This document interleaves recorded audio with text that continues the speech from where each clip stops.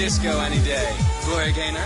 Donna Summer. And Miss Alicia Bridges. I love the night. Oh, I like to boogie on the disco floor. My God, have you ever seen anything more beautiful? Gay TV is taking over. Everyone from Ellen DeGeneres to Will and Grace to the Queer Eye guys have created a must-see pink TV. Woo! Sounds hot. But most of these big gay shows tiptoe around one thing: the sexual part of homosexual. That's where Showtime's Queer as Folk comes in. It not only shows the explicit sex, people want sexy, but they want hot. It also takes all of gay culture and brings it out of the closet. I think it's the first show to show people as three-dimensional sexual creatures. Sorry. Man, how was he? Fabulous. It's shocking much in the same way that Sex and the City's sex scenes were shocking when that first premiered. Think of Queer as Folk as sort of a gay version of Sex and the City, without all the Manolos. Can't wait. Sure you're up for it? He's up for it. And with much hotter guys. Set in the outrageous Pittsburgh club scene, Queer as Folk revolves around the lives of the gayest group of leading men in television history. I need you. What do you think you do? There's Brian. He's slept with almost every gay man on the planet. Love is something that straight people tell themselves they're in so they can get laid. Then there's Justin. He's a high school kid who loves Brian. I just saw the face of gods. His name is Brian Kinney. Meet Michael. He also loves Brian, but knows nothing will ever come of it. I know that you'll always love me, no matter what. I do. Ted's a repressed accountant with self-esteem issues. I was rejected by everybody. Emmett is flamboyant, out, and loving every minute of it. Love, love, love. There's also a whole network of family and friends, like the lesbian couple Lindsay and Melanie. You and me, signed, sealed, and delivered. Audiences were initially drawn in by the raw sex and sensationalism. But they stayed for the stories of love and heartbreak. I want you. You can't have me. When you boil it down and you strip away the sex and you strip away the fact that it's about a bunch of gay men, you're looking at relationships. He's not your boyfriend. Brian doesn't do boyfriends. Where you headed? Everything special. I can change that. When Queer as Folk premiered in 2000, it started off with a bang, literally. Within the series' first 15 minutes, 17-year-old Justin loses his virginity to Brian, a much more experienced, older man. The first time that Brian and Justin had sex was sort of jaw-dropping because it was really graphic gay male sex. It was not only the first sex scene between Brian and Justin, it was the first sex scene we did on Queer as Folk. So what do you like to do? Watch TV, play Tomb Raider. I'm in bed. The two actors had barely been on camera doing anything, much less fooling around with another guy. This is fine. They barely had met. Hello, I'm Gail. Hello, I'm Randy. All right, take off your clothes and get into bed. We were all very nervous. I mean, we're not used to writing this stuff, shooting this kind of stuff. There's always really intense vulnerability about taking your clothes off and trying to communicate with someone. The guys weren't the only ones having sex problems. Straight actresses Michelle Clooney and Taya Gill had never gone girl before. Next time we'll feed him together. You can give him my breast. So, before their first shoot, they secluded themselves for a little lesbian practice time. The first scene together, we not only had to kiss, but I was cupping her breast and kissing it. We both felt as though we had to be very comfortable with each other. That night, before we started, the next day, we got together at my hotel room. I said, what do you think? Should we read the script? I remember we just jumped on our bed in the hotel room and sort of got on our knees and jumped around on the bed. And we looked at each other and we said, we might as well practice kissing because it's going to have to look natural. I guess that's all we can do for now. I would never have done that with a guy. I would not call my male co-star and say, hey, do you want to practice kissing? It's just so much more fun to be able to feel like, you know, she was up to playing around, so to speak. Queer as Folk was nothing until it filled the roles of its queer folks.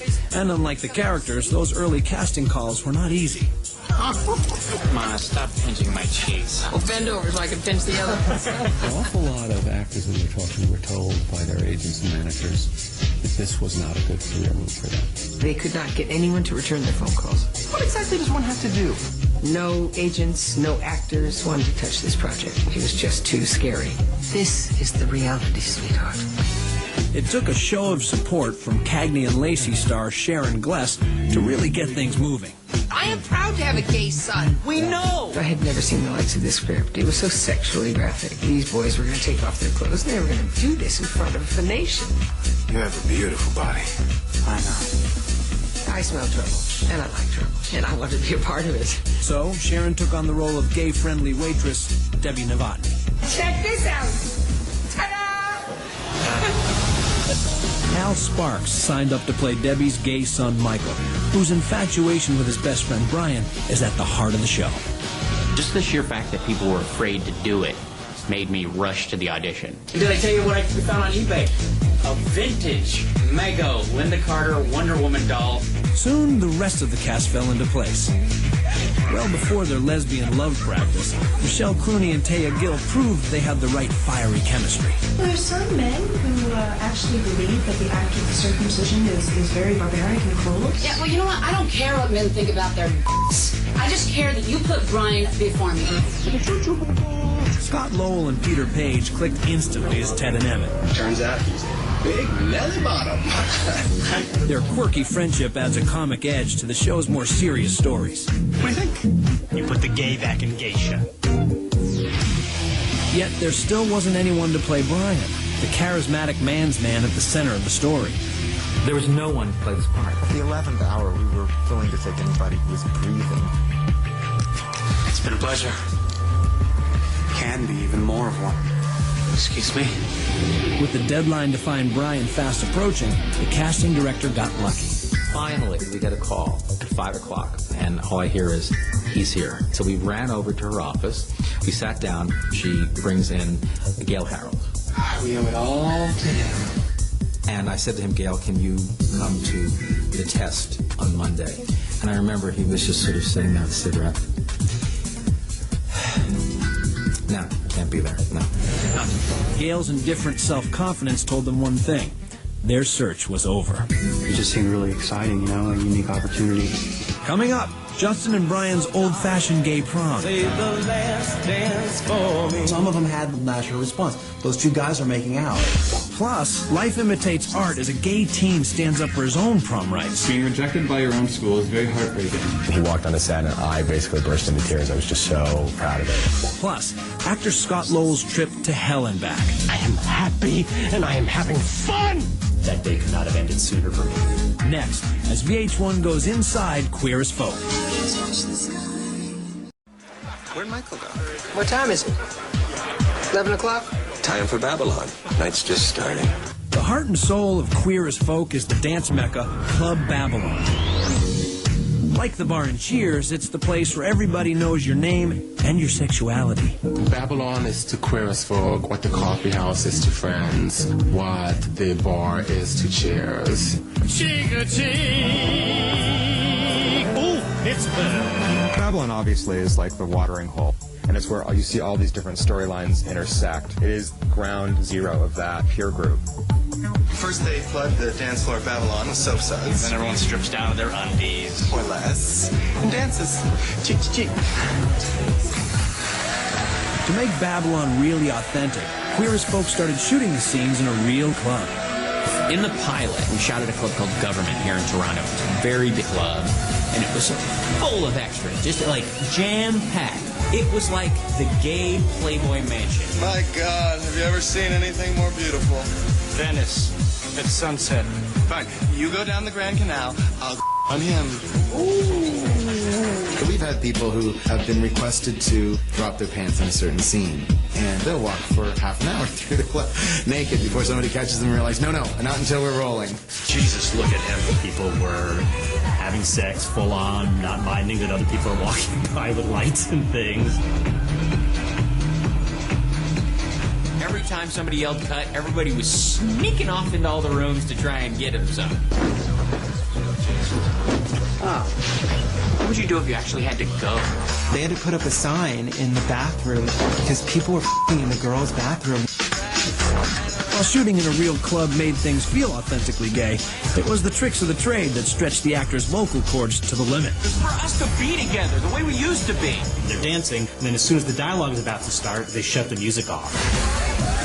A Rage Teeny for you, and a Zephyr Politan for me. Isn't that adorable? Leave it to Brian. I'm trying to explain to you that I love you. And you have to speak really loud because supposedly the music is still playing. When it comes to throwing parties, he's almost in the same league as me. Damn right, right? Are our kids unbelievable or what? They absolutely are. These are the challenges for us as actors on Queer as Folk. Everybody thinks the sex scene? No, it's the idiotic club speak in Babylon. The writers and producers faced a challenge of their own, injecting real romance into the sex-crazed world of Queer as Folk. Do you want to come to my prom with me? Are you out of your mind? The first season's real climax was all about the cynical Brian satisfying his boy toy Justin by going to his prom. Brian is not a character who normally makes romantic gestures. I mean, he's the kind of guy who will see a hot guy and behind the staircase he'll pull down his pants. That's sort of the ultimate fairy tale. This man that you have fallen completely in love with, he surrenders with this incredible, dramatic, valiant gesture. Mind if I borrow your date? Shooting this scene was a very special moment for gay actor Randy Harrison. Through Justin, I got to, especially in the high school environment, sort of do a lot of things that I wish I had or had been empowered enough to do when I was in high school. It was liberating. You can dance, every dance with the guy. That's classic Fred Astaire, Ginger Rogers, only it's Fred Astaire, you know. It was a night of surprises for everyone involved, especially the scene's prudish extras. We staged the scene, we rehearsed the scene, but we didn't do the part where the boys kiss. This came as a complete surprise to all the extras, and when we did it, people were like, You could hear that sound, like what are they doing? And some of them had the natural response. Those two guys are making out. The scene was so inspirational that one teenager took it to heart and tried to bring his real boyfriend to his real prom. Mark Hall was, at the time, a 17-year-old teenager going to a Catholic school. A young, out, gay man had a boyfriend. He had seen the episode where Brian came to Justin's prom. It's the best night of my life. And wanted to bring his boyfriend to the prom with him. As a person, we accept you, but we cannot condone or allow homosexual behavior at our school function. That motion is unanimous. He took it to the school board. They said no. A radio station offered to throw him his own prom. Kids in his class signed a petition saying that they would go to the other prom, not to their own, if Mark wasn't allowed to bring his boyfriend. Being rejected by your own school is very heartbreaking. I think that everyone is entitled to be who they are, rather than hide and feel this rejection. Eventually the courts overruled the Catholic school board and told them that they had to allow him to bring his boyfriend to the prom. I wanted him to come so bad. I know. The Queer as Folk team was so touched by Mark's story, they decided to make him a surprising offer. We just picked up the phone one day and called him at home and said, "Do you want to come to the set of Queer as Folk?" And he was over the moon. He walked on the set, and I basically burst into tears. I was just so proud of him and so proud to see him. We put Mark Hall as an extra behind Ted and Emmett at the bar in Babylon as they're having a conversation and looking into each other's eyes, and finally they kiss. Jesus, what the hell are they putting those drinks? Bartender, 2 more. And Mark Hall's right behind them with a pink boa around his neck. While Mark Hall had the time of his life playing a dance club extra, Scott Lowell's transformation into a crystal meth addict was a whole different story. I don't want to be me anymore. I hated that person. Ted started spiraling down into crystal meth. It was incredibly difficult just to watch Scott put himself through that. My name is Blake, and I'm your counselor. Meth addicts don't really care about food. So Scott needed to find a way to shed a few not-so-extra pounds. Just wanted to get that gaunt look that crystal meth addicts have. You look exhausted. You ain't gotten any sleep? He had lost so much weight and was just really tortured by the demons of the character. Also, at some point, he just kept losing weight because he's carrying all Ted's issues inside of him. Scott also began to withdraw from the rest of the cast and crew. It's hot. We had to work out hand signals sometimes of when I was there and when I could actually speak to people or not. A happy face or a sad face. So he would just kind of be like, I don't need you criticizing me and making me feel like okay? Scott found one sweet way to get through some tough days of shooting. Got a box of Frango mints, which were one of my favorite things. The day we were shooting my last scene for the season, we had that box taped right underneath the camera lens. As soon as that thing was done, I just dove into those and ate those. And I went out for dinner. We had pizza and a pint of Guinness, and then I went down the street and I got these crepes with Nutella and bananas in them. I was so hungry that it was awful. Coming up, the answer to the ultimate question: who's really gay and who's really not? I am an artist. What I do requires concentration. There were a couple I'm not too sure about. Hal Sparks discovers that his character is sort of a drag. Michael! Is that you? It's Hal. I didn't even recognize him. Next, as VH1 goes inside Queer as Folk. My kid's gonna march with me in the parade! When Hal Sparks signed up for Queer as Folk, he knew it would be tough. But his gay pride makeover was a total drag. The biggest concern in shooting that scene was really trying to look enough like a woman where a guy watching a gay pride event wouldn't think you were a drag queen. So which one of you is a real man? When it was time to decide on a hair color, was Michael better as a blonde or a brunette? Because if he did me as a brunette, I kind of looked like me / Gina Gershon. The actors and the people walking around had no clue. In fact, some people thought it was Hillary Swank in a blonde wig. Honey, just so you know, this is P-Flag, but you're welcome to walk with us. The dress, hair, and makeup were set. Michael! Then it was time for Hal's ultimate tranny test, fooling the producers. A hot-looking babe with blonde hair walked in the office. This person looks so familiar to me. Why can't I remember who they are? This is so embarrassing. It's Hal. I didn't even recognize him. See you later, boy. The real gay pride on the show comes from the straight actors who pull off playing gay. I could be a real man if I wanted to. Stop gesturing with my hands. Never use words like fabulous or divine. But I'd rather my flame burn bright than be some puny little pilot like. From day one, fans have been obsessed with the burning question, which actors are gay and which ones aren't. And does it matter? Just us. If I had to guess, I would say that they all were gay. To give the ensemble more credibility, the straight actors went into the closet. These particular actors wouldn't say if they were gay or straight. Just tell them the usual. They didn't want the press or the audiences to in any way prejudge them or their characters. And the only faggots worth laughing at are the ones who don't tell the truth. It's time for a little actor orientation quiz. First up, Peter Page. I am an artist. What I do requires concentration. I've always been out of the closet in my personal life since I was, a teenager. We already know where Randy Harrison stands. I don't dance. You do now. I've been out since I was 15, and I'm not going to go back in because I'm on a TV show. Scott Lowell.